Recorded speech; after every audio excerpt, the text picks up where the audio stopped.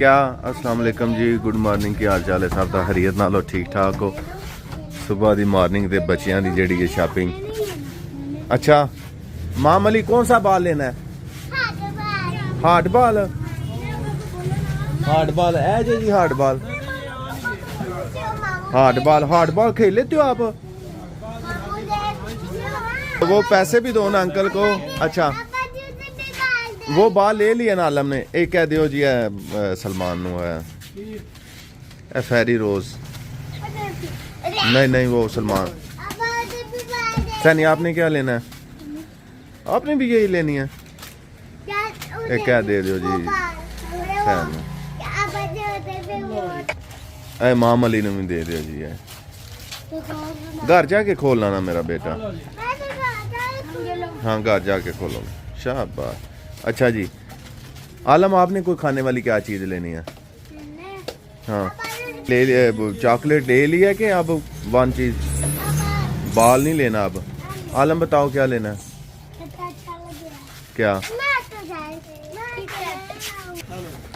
कम तो बड़ा खराब हो गया, ये तो बड़े महंगे पै गए ने बच्चे माशाल्लाह। चलो ध्यान से आप घर जाओ।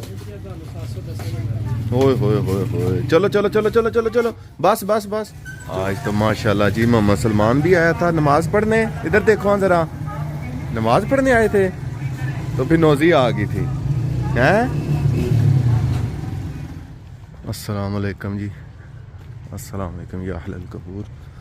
अल्लाह पाक साहब की बख्शिश अता फरमाए, सबको जन्नतुल फिरदौस में आला मकाम अता फरमाए।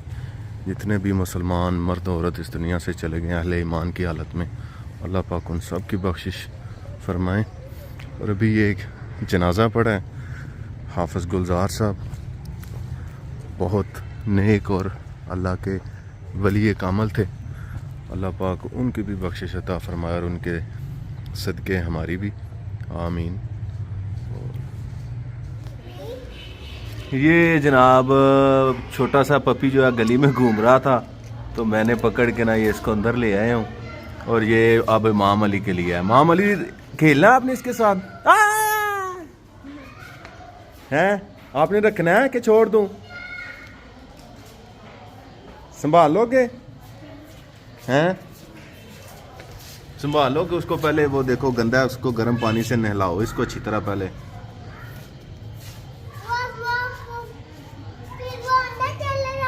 फिर वो अंदर चला जाएगा।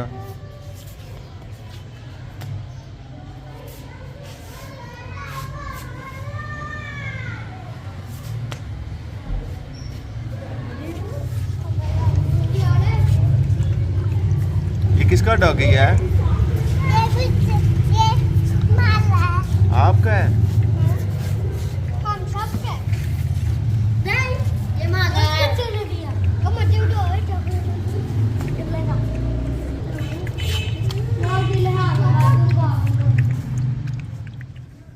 नाश्ता मेरा जी अज काफ़ी लेट होने लगा तो नाश्ता मैं करन लगा वा हूँ। तो सदर सदाम साहब स्पैशल घरों चाय बनवा के लियाए ने मेरे वास्ते, तो फिर लैके आए ने बिस्किट मेरे वास्ते जी माशाल्लाह। तो फिर मैनू कॉल आ गई है जी आजी साहब की कि अज तुहाडी वार है। पता नहीं रोज़ मेरी वारी आ जाती है, पता नहीं की करते हैं हूँ।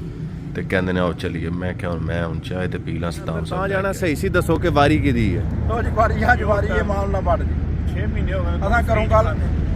पूरा यार मैं मेरी रोज वारी आ जाती है कि मैं तो आइसक्रीम दी क्या सी रोटी दी तुसा मेरे नाल नहीं कीती? चुको कसम रोटी दी कीती सजे। नहीं आइसक्रीम क्यों छड्डीए? पहला गल पूरी होवे दी अज ज्यादती है गल सही नहीं कि धक्के नाल ही वारी ना खवांदे हो ना पियांदे हो। अपनी वारी आइसक्रीम ते साडी वारी रोटियां दे आ जांदे ने। ये नवीं साइंस है भाई। खाओ यशियां करो चोई साहब। अज खुला सूप पीवो रज के अज जी माशाल्लाह। आज अपना ही माल है चोई साहब। मेरी तो भुख ही मर गई यार हैं। मैं ईमानदारी दी गल है चाय ते बिस्किट सिर्फ खा के आए। ਵੇਖ ਲੋ ਸ਼ਕਲ ਕਾਲੀ ਹੈ ਬੰਦਿਆਂ ਦੇ ਅੰਦਰ ਵੀ ਕਾਲੇ ਨੇ ਸਾਡੇ ਨਹੀਂ।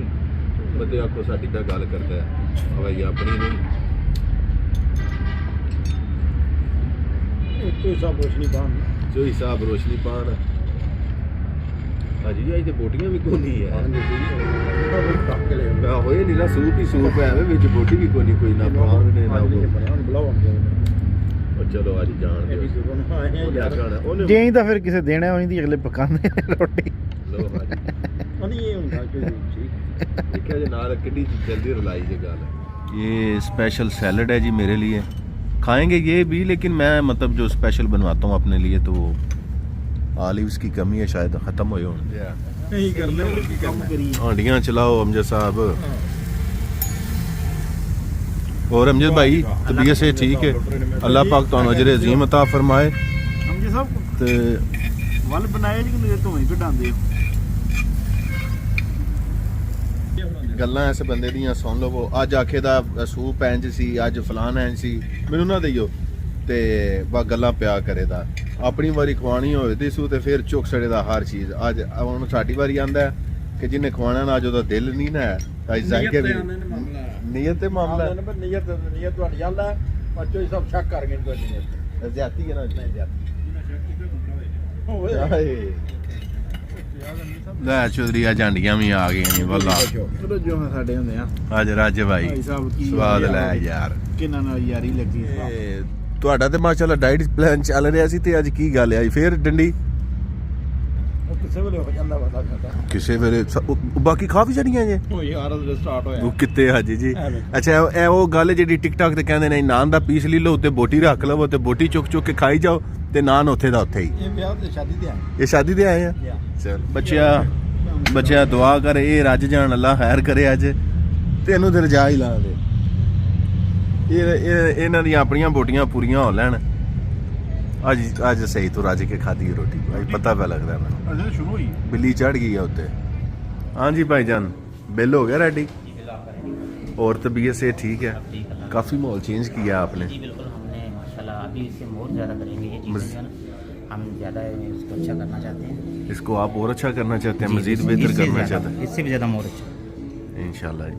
कोई भी प्लेशियल आए और अमजद साहब ऑलवेज वेलकम करेंगे जी। ਤੇ ਕੋਈ ਸਾਡਾ ਆ ਕੇ ਕੋਈ ਕਹੇ ਤੇ ਉਹਨਾਂ ਨੂੰ ਫੇਵਰ ਦੇ जी ਸਕੋ, बिल्कुल सर, क्यों नहीं। ਡਿਸਕਾਊਂਟ ਕਰ ਦਿਓ ਪਰਸਨਲੀ। ओके जी, ਠੀਕ ਹੈ ਜੀ, ਥੈਂਕ ਯੂ ਸੋ ਮਚ। ਸਰਕਾਰ ਹੁਣ ਚਾਹ ਕਿਨੇ ਪੈਣੀ ਹੈ ਸਾਨੂੰ ਪਹਿਲੇ ਇਹ ਦੱਸੋ। ਤੇ ਵਾਰੀ ਤੇ ਜੋ ਦਿਲਾਵਰ ਦੀ ਹੈ, ਫਿਰ ਜੇ ਇਹ ਨਸ ਗਏ ਤੇ ਫਿਰ ਮੈਂ ਆਦਾ ਰਹਾ।